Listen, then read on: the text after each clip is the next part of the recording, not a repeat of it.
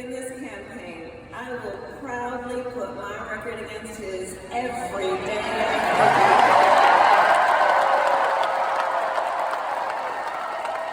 Today I'm going to be talking about my trip to Arizona to see Arizona Democrats and Kamala Harris and Tim Walz. I was like so awestruck and so excited when I got this email inviting me to the Harris unnamed vice president rally in Arizona. And on Tuesday, I announced my running mate in this campaign.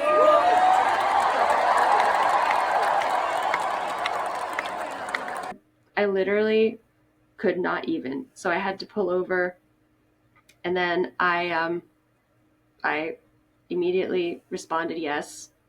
Then I kept driving and did my errands, and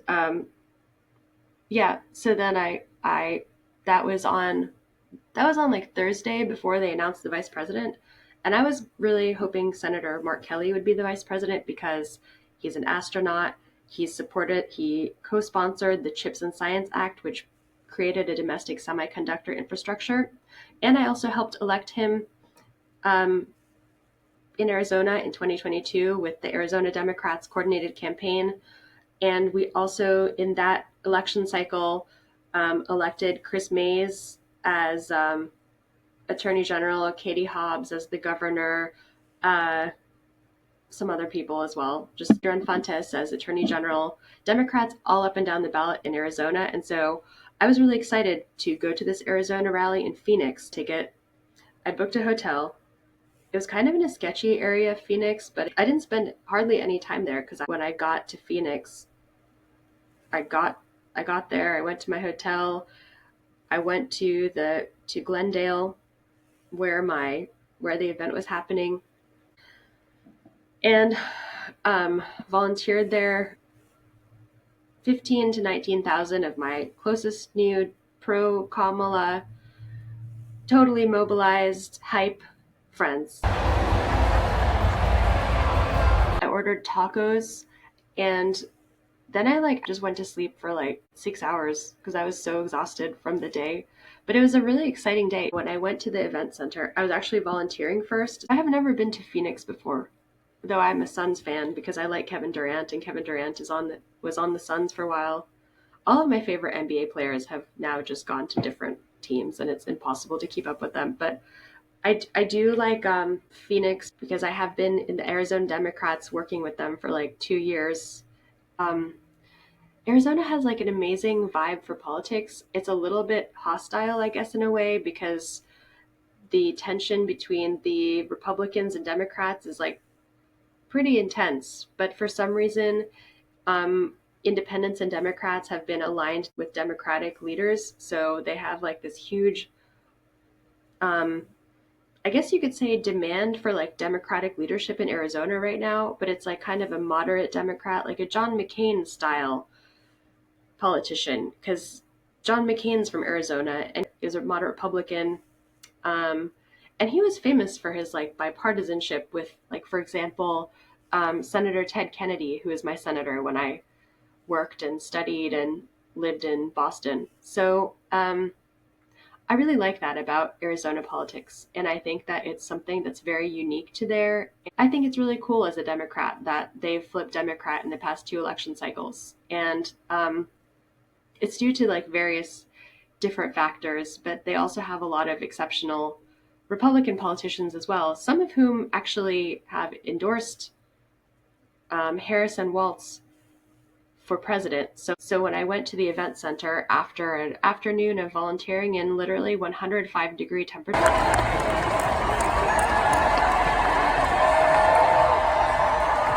a lot of the speeches were basically kind of what we saw at the Democratic National Convention. Republicans for Harris is a huge thing in Arizona because the Harris campaign is working really hard coalition building with the Republicans who share the ideals of the future Harris-Walz administration. We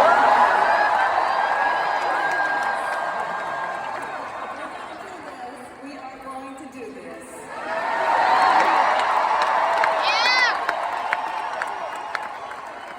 Ruben Gallego who is the representative representing Phoenix and also Arizona's next junior senator, and juntos, which means together in Spanish. So um, juntos with Republicans and Democrats together, we're going to pave a new path forward for Arizona with Republicans and Democrats. And obviously, I cheered really loudly at that part. And then also after that, Senator Mark Kelly came on the stage, and I was really excited since I helped elect him, and he's an astronaut. And I was like, I've never been in the same room as an astronaut before. This is going to be so cool. And it really was so cool to be in the same room as Senator Mark Kelly and his wife, Gabby Giffords. Gabby Giffords is such an inspiring, amazing woman that has experienced so much. I love her. And the Democratic cloakroom, where I worked for 2 hours once, is actually named after her, as well as another guy, Leo Ryan. I have so much respect for Gabby Giffords. She's so inspiring.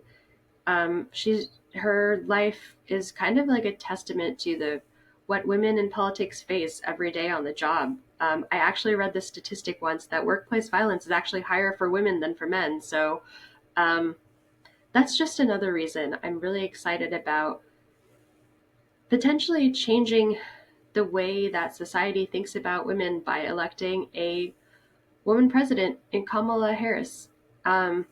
So they came on stage, they gave a great speech. Senator Kelly said something like, I know I'm a Navy man, but Tim Walz is an Army guy, and it's going to take an army of us to elect Kamala Harris. And then we all cheered. I love Senator Kelly. Like, he's my role model. I find myself inspired by his service as a naval aviator and as an astronaut. So I think that's pretty cool. And it's great for science to have astronauts in the Senate. So anyway, and he could have been vice president, but I feel like Tim Walz is a great choice. So after that, maybe I messed up the order, but then Tim Walz came on stage and talked, and he was talking about his time as an educator, and he kind of gave like his standard stump speech that we've heard everywhere on the airwaves. For the most part, the rally was like really uplifting and positive, and it kind of really motivated me to like work really hard to elect Kamala Harris and Tim Walz as a way to like be optimistic and joyful about democracy. But yeah, so Tim Walz came and talked about different stuff. I don't remember what he said really, because I was just waiting for Kamala Harris to speak. And then Kamala Harris came on stage and she said some amazing stuff. Like, she said she would put her record next to Donald Trump's record every single day in this election. And I was like, well, that's a cool idea. I hope it works for her, because when I try to put my record against the record of others, I find that people's perceptions of my record and my credentials can vary, and the subjectivity is like, I find that very, there is a lot of sexism that can creep in there. So for one thing, high achieving women such as Kamala Harris and such as me and the many other women that I talk to and I work with, there's a lot of pushback. It can be very isolating to deal with these issues, but Kamala Harris is dealing with these issues on the world stage. So if someone calls her stupid, like I saw Donald Trump called her stupid, and I was like, well, that's sexist. But I feel less gaslit watching this race now, because like, how many times has someone called me a dumb beep just because they didn't like me or just because they felt frustrated? Or like little things like that, or like being unpopular because you're a high achieving woman. And I think that things like that, high achieving women internalize a lot of that, try to ignore it, they compartmentalize it just to succeed, but it turns out to be a lot of baggage. And so now, with Kamala being our candidate as Democrats, I'm excited, because in the next 70 some days, every day, whenever someone says something about how Kamala Harris doesn't know anything or doesn't know how to do something or is just totally incompetent, I can look at that and think of all the times that people called me totally incompetent or they said I didn't know how to do something when I really did know it, or they said I didn't have credentials when I really did. And I don't think this is something that just happens to me. I think there's many women, not just in science, in politics, in other fields. Science and politics are notoriously sexist, and I think that I read that the military, science, and politics are the most sexist fields. So maybe others, but I think that people deal with this a lot, like my friends, people talking in a meeting, and then a guy talking, and then saying my friend's idea, and basically are like getting interrupted. That's my pet peeve right now, is people interrupting me when I'm talking. And I watched this clip of Kamala Harris. I forget who she was talking to, but she was like, "Excuse me, I'm talking." And I was just like, this is so real. This is such a great insight into the day-to-day life of any career-minded or high-achieving woman, or a woman trying to do something in a very male-dominated field. So I was really excited about her comments. And after the rally, I left feeling so empowered and so happy for this symbolic event of electing our first woman president, which I don't know about you, but ever since I was a young me, I've always wanted to have a woman president. I always believed that women could do anything. I, and that's kind of why I went into science, because I had this poster when I was a kid that women can be anything, and it just had like a list of all the different jobs you could be, and one of them was president. We're finally getting to that point of when I was a teenager wanting a woman president. It's what, like 15 years later now? That's not even that long. I didn't think we would possibly see a woman president in our lifetime. And I think it's going to be so amazing for women, especially with all of the different issues relating to like childcare, the social safety net, women being the social safety net. So that's going to be really exciting. And overall, I'm just so amped and excited. I've never been so excited about a political candidate before. I think because all political candidates were male, they kind of were like not relatable. But I find Kamala Harris very relatable in many ways. I think it's time that we elect a woman president.